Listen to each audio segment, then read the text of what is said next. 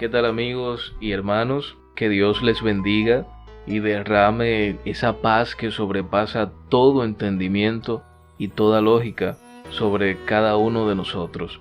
Antes de dar inicio, pidamos a nuestro Señor Jesús que abra nuestro entendimiento y que nos permita comprender sus palabras. Santiago capítulo 1, versículo 5 dice que si alguno de nosotros tiene falta de sabiduría, que la pida a Dios, el cual da a todos abundantemente y sin reproche. Que el Señor nos ayude a despojarnos de la vieja manera de ser y a cultivar en nosotros la mente de Cristo. En el video anterior, titulado ¿Con quién hablaba Dios?, en Génesis 1:26, estuvimos abordando un tema muy interesante que les recomiendo que si aún no lo han visto, lo vean. Hoy estaremos dando paso al capítulo 2, donde el versículo 1 nos resume en una oración comprimida todo lo acontecido durante los 6 días de la creación, diciendo: y fueron pues acabados los cielos y la tierra y todo el ejército de ellos. Pero este no es el punto y final del relato de la creación, porque en los versículos subsiguientes nos ofrece múltiples detalles que nosotros debemos ir ordenando para una mejor comprensión de los hechos.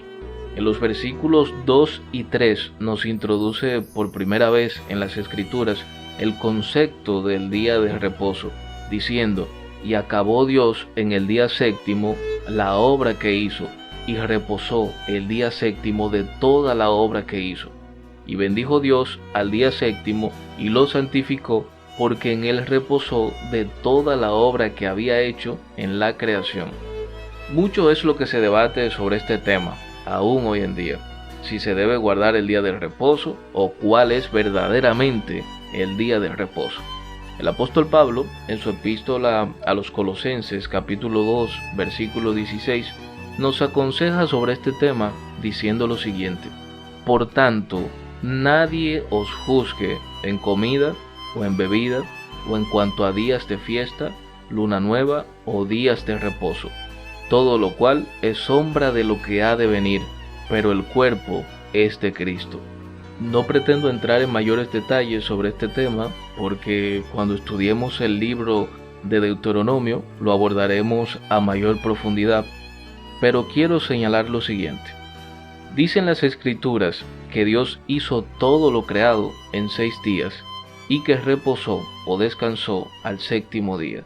Si hacemos una retrospectiva al capítulo 1, versículo 26, leeremos que nos dice que el hombre fue creado al 6º día, por lo cual, para el hombre, este era el día 1, es decir, el primer día de su existencia.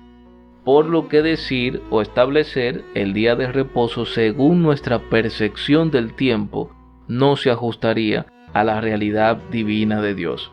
Además de que según los asentamientos históricos, el primer calendario mediante el cual la humanidad comenzó a registrar los días fue el calendario egipcio, que se estima data del año 8000 a.C.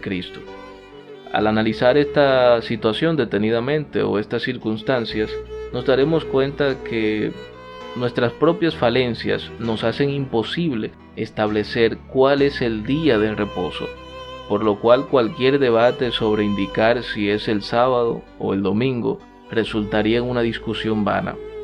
Pero vamos a proseguir con el versículo 4, que nos dice: estos son los orígenes de los cielos y de la tierra, cuando fueron creados, el día que Jehová Dios hizo la tierra y los cielos, y toda planta del campo, antes que fuese en la tierra, y toda hierba del campo, antes que naciese, porque Jehová Dios aún no había hecho llover sobre la tierra, ni había hombre para que labrase la tierra, sino que subía de la tierra un vapor, el cual regaba toda la faz de la tierra.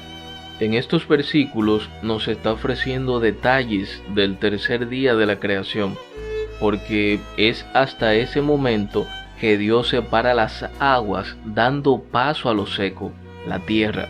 Nos expone que aún no había plantas sobre la tierra, que no había llovido, aún no había sido creado el hombre y que había un gran vapor que cubría la tierra.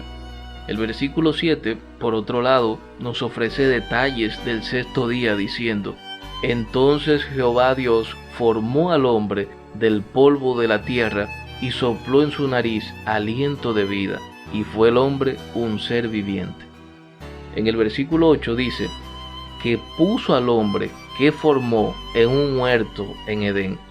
Lo que nos indica este versículo es que Edén era una región y que al este u oriente de dicha región el Señor plantó un huerto, un jardín, un paraíso, y que en aquel lugar colocó al hombre que había formado para que viviese. En esto nos muestra el Señor la paternidad de Dios. No simplemente creó al hombre y lo dejó a su suerte, sino que se ocupó de establecerlo en un lugar especial para que el hombre habitara. Dice el versículo 9 que Dios hizo nacer en aquel jardín todo árbol delicioso, y el árbol de la vida y el árbol del bien y del mal.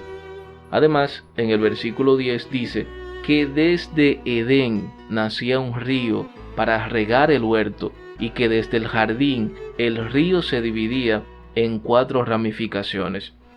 Estas descripciones han permitido que por medio a investigaciones se especule al menos cuál es la posible ubicación o cuál fue la posible ubicación del jardín.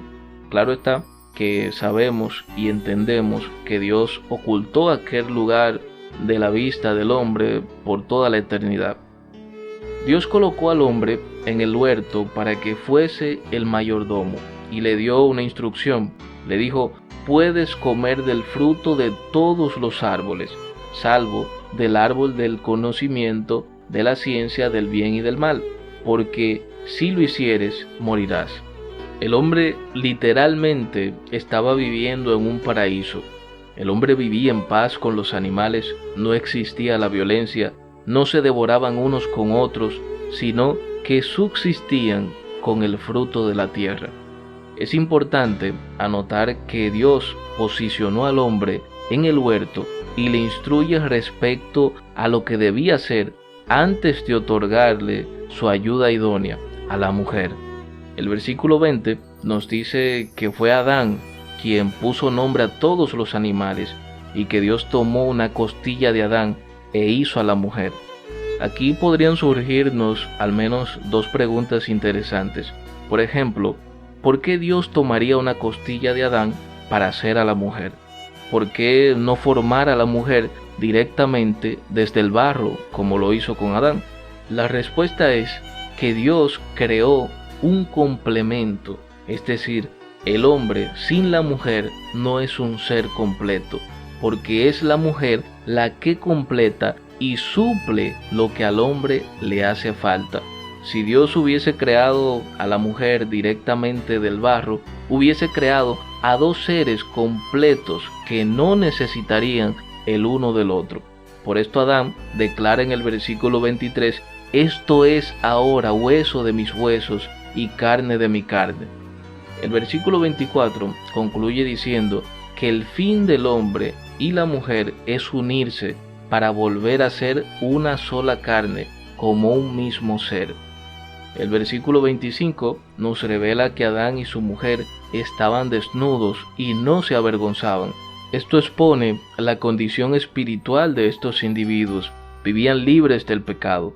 La desnudez refleja la exposición de un ser y que estos no tenían nada que ocultar, porque vivían en una pureza de corazón semejante a la de los niños. Hasta aquí hemos conversado un poco sobre el capítulo 2. En la próxima entrega estaremos desarrollando el capítulo 3, donde conversaremos sobre la desobediencia del hombre, la caída del hombre y el árbol de la vida y el de la ciencia del bien y del mal. Que Dios les bendiga y que Dios les guarde.